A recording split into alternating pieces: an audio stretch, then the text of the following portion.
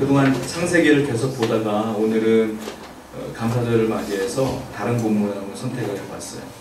오늘 본문 말씀은 신자들에게도 유명하지만 예수님을 알지 못하는 분들에게도 한두 번쯤은 들어봤을 만한 본문이에요. 시편 23편은 그 유명한 말씀이기 때문에 그렇습니다. 그리고 목사님들께서 결혼 주례를 맡을 때에 주로 사용하시는 설교 본문이기도 하고요. 그리고 교동문을 사용할 때도 주로 쓰는 본문이기도 해요. 왜냐하면 새로 시작하는 가정들에게 어떤 축복을 줄까 고민할 때에 가장 적당한 축복이 바로 이 시편 23편의 말씀이기도 했기 때문에 그래요. 오늘 본문의 말씀을 제가 미리 말씀드리자면 축복의 말씀인데, 축복의 말씀이지만 우리가 알고 있는 그 일확천금, 갑자기 기적이 나타나는 축복, 그런 축복은 절대로 안 해요. 운수대통 이런 축복이 아니라 일상적인 삶에서 누려지는 그 축복들에 대한 이야기를 나누고 있다는 거예요. 과연 그 축복의 내용이 무엇인지를 한번 살펴봐야 되는데, 다윗은 이 시편 23편을 지은 이유가 있어요. 왜냐하면 이 축복의 말씀들을 몸으로 너무너무 체험을 많이 했거든요, 사실은. 그렇기 때문에 이런 축복의 말씀을 쓸 수밖에 없었던 거예요. 왜냐? 다윗은 사울에게 쫓겨다녔어요. 쫓겨다니면서 그가 가장 힘들었던 게 뭔 줄 아십니까? 우리가 잘 하고 있는 것, 하루 세 끼 먹는 것 너무 간단하고 쉬운 거잖아요. 다윗은 하루 세 끼 먹는 게 그렇게 어려웠어요. 그래서 내 생명이 유지되고 있는 것이 얼마나 감사한 줄 몰랐어요. 그래서 그가 고백하는 내용 가운데 그것이야말로 정말 감사하는 내용이구나 라는 걸 썼어요. 또 하나, 사울에게 10년 이상을 쫓겨다니면서 그는 집이 없었어요. 왜냐? 머물 수가 없어요. 사울 왕이 다윗을 잡기 위해서 특공대를 파견했잖아요. 군사력을 다 파견했어요. 그러니까 있을 수가 없었어요. 광야에서 살다가 심지어 원수 나라로 도망갔다가 그런 삶을 살면서 목숨이 유지되고 있는 것이 너무 감사했던 거예요. 그래서 그가 그 모든 것들을 모아서 쓴 책이 뭐냐? 오늘 본문 시편 23편이라는 거예요. 어저께 우리가 굉장히 심각한 뉴스를 접했잖아요. 프랑스에 테러 사건이 벌어지면서 수많은 사상자를 낳게 되었어요. 알다시피. 제가 더 충격적인 얘기는 독일과 프랑스가 그 축구 경기를 했더라고요. 그런데 자살폭탄을 가지고 한 청년이 그 안으로 들어가려다가 실패해서 도망가다가 터졌다고 하더라고요. 그 안에 들어갔으면 선수들 뿐만이 아니라 꽉 찬 모든 시민들이 다 죽을 뻔한 거 아니에요. 그리고 이미 많은 사상자가 있었지만 여러분 그거 아십니까? 그 사람들이 그런 일이 벌어질 줄 누가 알았겠어요? 여러분들이 지금 하루하루 살아가는 데 있어서 안전하게 아무 문제 없이 살아가는 것 자체가 하나님의 은혜인 줄로 믿고 살아야 될 줄로 믿습니다. 오늘 본문 내용이 바로 그러한 것인데, 다윗이 우리에게 첫 번째 말하고 있는 것이 무엇이냐? 본문 시편 23편 1절과 2절에 그 내용이 첫 번째 나오고 있어요. 자, 1절과 2절 말씀을 함께 같이 한번 읽어볼게요. 있습니다. 시작. 여호와는 나의 목자시니 그가 나를 푸른 풀밭에 놓이시며 쉴 만한 물가로 인도하시는 도다. 첫 번째 다윗이 고백한 게 뭐냐면, 처음에 가장 먼저 말한 것은 여호와는, 하나님은 나의 목자이십니다. 이렇게 고백하고 있어요. 다윗이 왜 이런 고백을 했냐면, 다윗의 원래 젊었을 때의 직업이 목동이었어요. 목자였어요. 그래서 이 말은 다른 말은 무슨 말이냐? 여호와는 나의 목자니까, 반대로 말하면 나는 그분의 양이란 뜻이에요. 다윗은 목자와 양의 관계를 너무 잘 알아요. 왜? 본인이 목자였기 때문에 목자와 양의 관계를 먼저 풀어놓고 시작하는 거예요. 그리고 말하는 것이 내게 부족함이 없습니다 라고 말하고 있어요. 목자와 양의 관계는 상하관계가 아니에요. 다윗이 고백하는 건 무엇이냐? 목자의 할 일이 있고 양의 할 일이 있는데, 목자의 할 일은 다른 거 아니에요. 양을 어떻게든 최선을 다해 지키는 게 목자의 할 일이에요. 양의 할 일은 다른 거 아니에요. 뭐냐면 목자가 이끌어 주는 대로 그냥 따라가는 거예요. 안 그러면 죽어요, 양은. 그러니까 목자가 인도하는 대로 그냥 의존하고 살아가는 존재가 양이고요.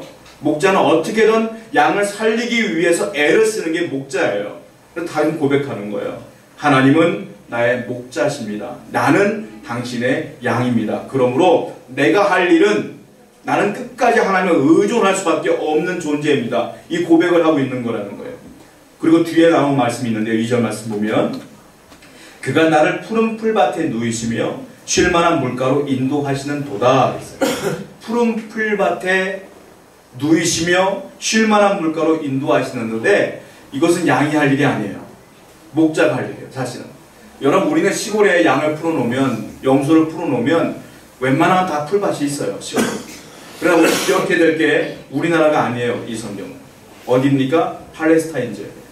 광야 지역이에요. 사막 지역. 거기는 푸른 풀밭이 없어요. 푸른 풀밭이 어디 있는 줄 아는 유일한 사람은 누구냐? 양이 아니라 목자 하는 사람입니다. 목자는 그 많은 광야 가운데 여기에 풀이 있구나 라는 걸 머리에 집어넣고 양을 끌고 가는 거예요. 그리고 또 하나 여기 보면 쉴만한 물가로 인도하시는 도다 이렇게 표현되어 있는데 쉴만한 물가는 휴식 공간이라는 말이 아니고요. 잔잔한 물가라는 뜻이에요. 잔잔한 물가로 인도하시는 도다. 무슨 말이냐? 물이 있어도요. 물살이 세면 양이 물 먹다가 떠내려가요. 죽어요. 그러니까 목자는 물을 구하더라도 잔잔한 물가를 잘 찾아야 돼요. 그리고 푸른 풀밭을 잘 찾아야 돼요. 이게 목자의 역할이다. 양은요. 그냥 목자가 이끌어가는 대로 가면 초장으로 가고 이끌려가면 물로 가는 거예요. 그냥. 양이 말할 수는 없지만 사람처럼 생각할 수는 없지만 혹시 양 가운데에 한 마리 정도가 야 지금 내가 목자를 신뢰할 수 있을까? 하고 이렇게 고민할 수 있는 양이 누가 있겠냐는 거예요. 양은 그냥 목자가 이끄는 대로 가는 수밖에 없다는 거예요. 그리고 6절, 2절 말씀 보면 그가 나를 푸른 초장으로 맨 마지막에 인도하시는 도다. 이 말이에요. 그가 결국 나를 인도하시는 도다.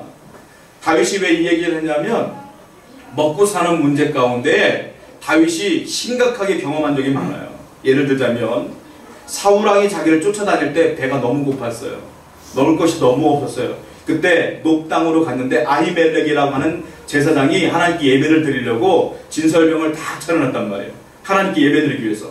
예배 드리기 전에 그걸 먹으면 안 돼요. 절대로. 그래서 다윗이 너무 배가 고파서 오죽했으면 죽기 일보 직전이니까 그 아히멜렉 제사장에게 나 좀 먼저 달라 그랬어. 그때 제사장이요 하나님 마음이 움직여 주셔서 먹어라 그랬어요. 다윗이 그거 먹고 회복합니다. 그 고백을 하면서 그는 잊질 않아요. 하나님이 이걸 먹으면 안 됨에도 불구하고 제사장의 마음으로 움직여서 나를 살려주셨구나. 그 마음이 늘 있어요. 또 하나 자기 아들 압살롬이 자기를 죽이려고 애를 썼어요. 도망 다녔어요. 도망 다니다가 먹을 것이 없었어요. 군대가.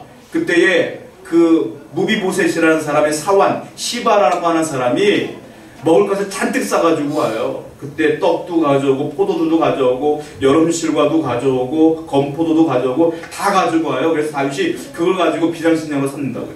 그 모든 고백들을 다 기억하고 있어 다윗은. 그래서 내가 힘들 때 어려울 때 죽기 일보 직전일 때 하나님은 언제나 공급해 주셨지. 언제나 먹을 걸 챙겨 주셨지. 그걸 늘 고백하며 감사가 흘러나오는 거예요. 그래서 그 고백을 쓴 것이 바로 오늘 이 말씀이다 라는 거예요. 여러분 기억하셔야 돼요. 하나님의 백성은 하나님의 목자가 되어주시기 때문에 절대로 우리는 굶어 죽지는 않아요.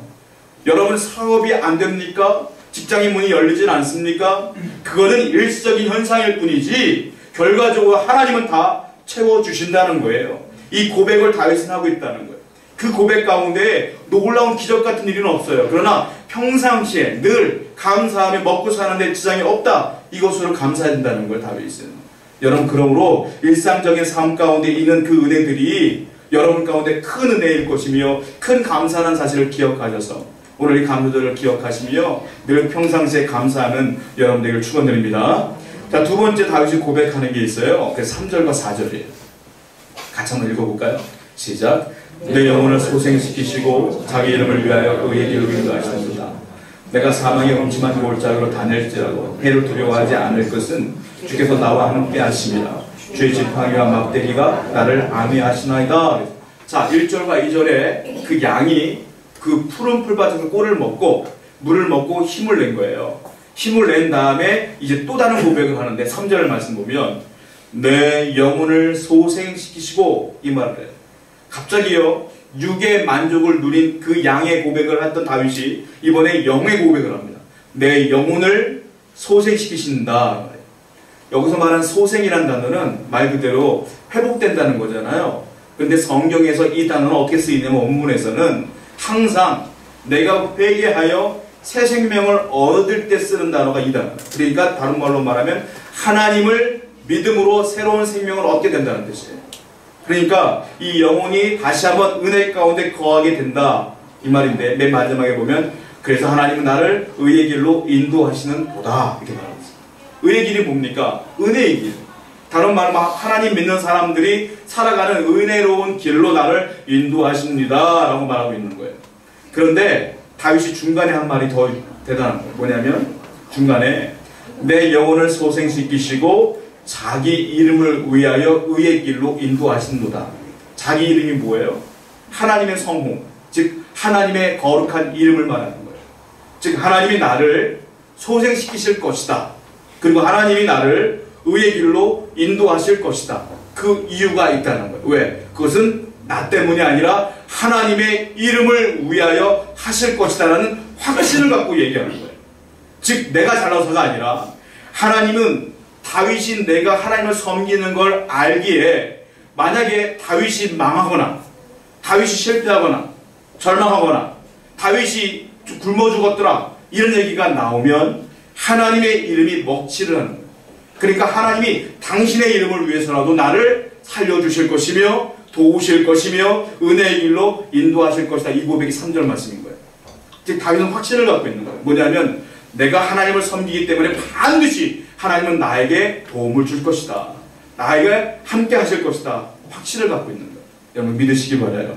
하나님은 여러분들의 평생의 삶을 책임지셔요. 왜? 여러분 때문이 아니에요. 하나님의 이름을 위해서. 할렐루야. 그러므로 우리는 감사하며 늘 살아야 될 이유가 있다는 거예요.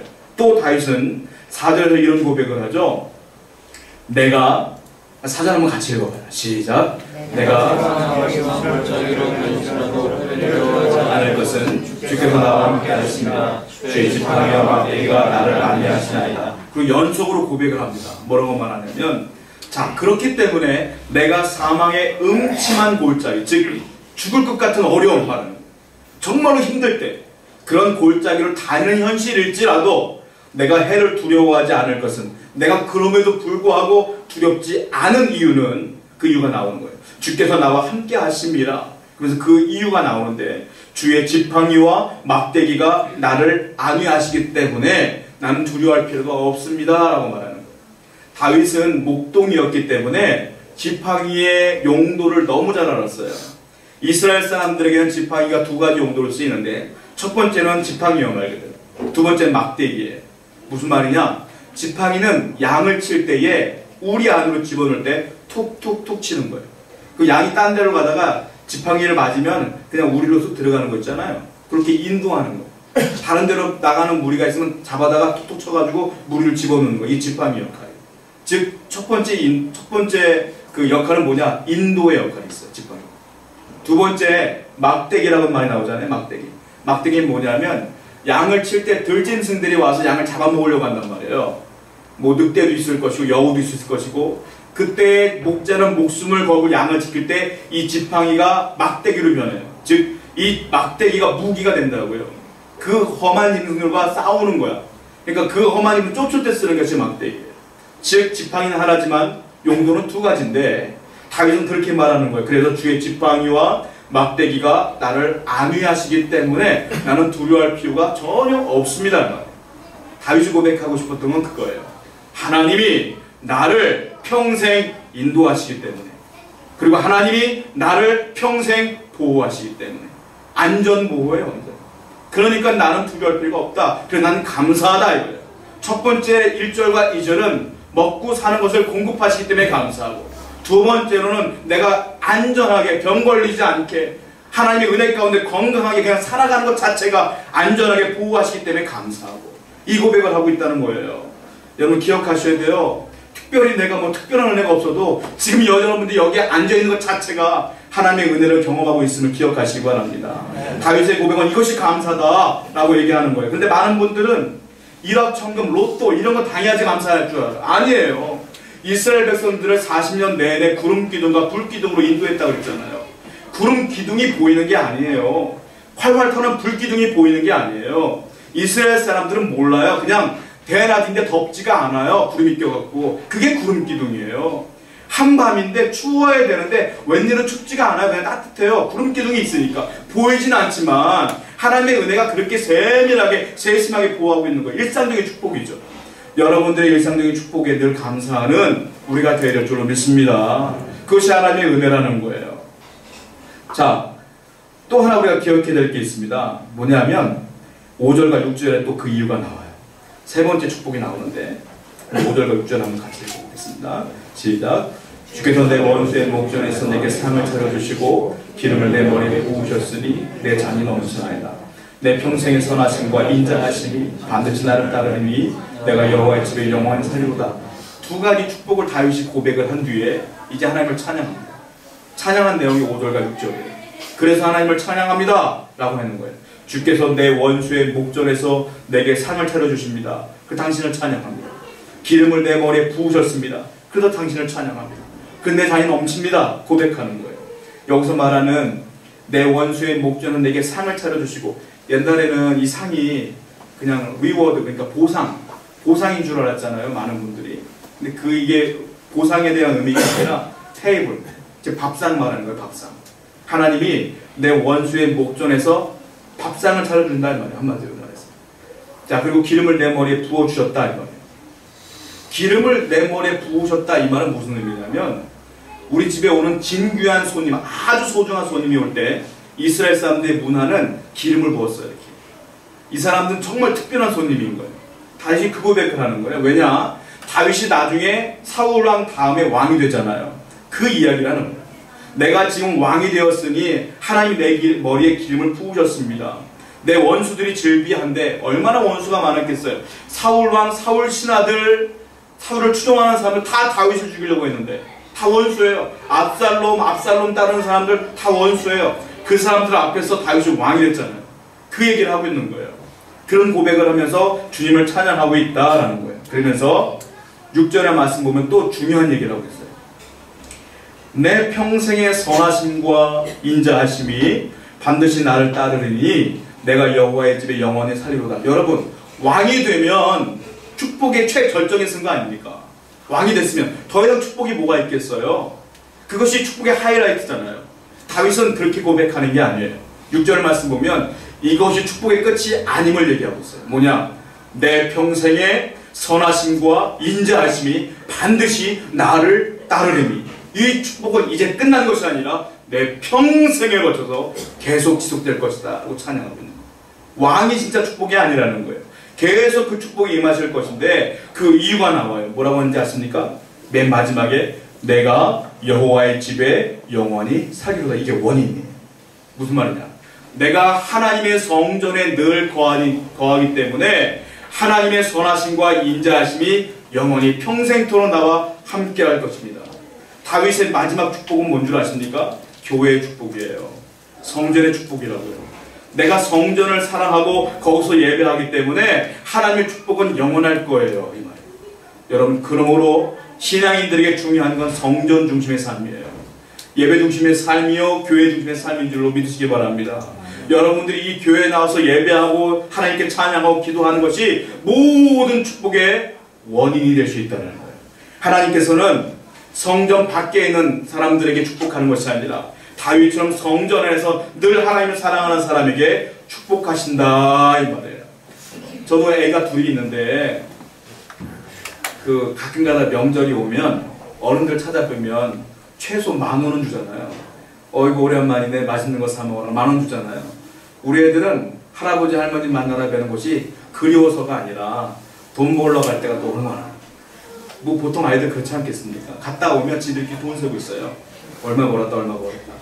그러면서 그 명절이라든지 누가 친척이 오는 것들 굉장히 기다린단 말이에요. 자, 그 아이들에게는, 우리도 경험했지만 그 아이들에게는 그것이 큰 선물이잖아요. 부모님이 주는 것보다 그게 큰 선물이야. 왜냐하면 우리 아이들은 뭐 빨래를 널거나 빨래를 개거나 청소를 하거나 공부를 열심히 하거나 그러면 제가 용돈을 줄 때 얼마 주는 줄 아십니까? 100원 줍니다. 100원. 100원 주고 할머니나 할아버지들은 그냥 가끔 오기만 했는데 10,000원을 줘요. 그 애들이 볼 때는 저는 별로 좋은 사람이 아니고 할머니 할아버지가 좋은 분들이잖아요. 근데 나이를 먹으면, 우리도 경험했지만 나이를 먹으면 인간이 좀 성숙해지면 그냥 10,000원 주는 게 축복이 아니라 나에게 삼시세끼 늘 공급해 주시고, 내가 옷이 떨어지면 옷을 공급해 주는 우리 어머님, 우리 아버님, 그리고 내가 집이 없을 때 늘 재워주시는 우리 어머니 아버님이 진짜 큰 은혜를 베풀고 있다는 걸 나중에 깨닫게 되잖아요. 마찬가지. 하나님은 여러분들이 기억이 안 나나, 축복이 기억이 안 나요. 갑자기 내가 뭐 사업이 잘 된다거나 그런 기억이 안 나요. 그래도 하나님은 여러분들의 목숨을 유지하게 하시고, 건강을 유지하게 하시고, 지금도 이 자리에서 예배하게 하시고, 이것이 진짜 큰 은혜임을 성숙한 신앙인들은 나중에 알게 된다는 거예요. 나중에 아시지 마시고 지금 깨달으시며 늘 감사하는 저와 여러분 되기를 축원드립니다. 아멘. 우리 말씀을 기억하고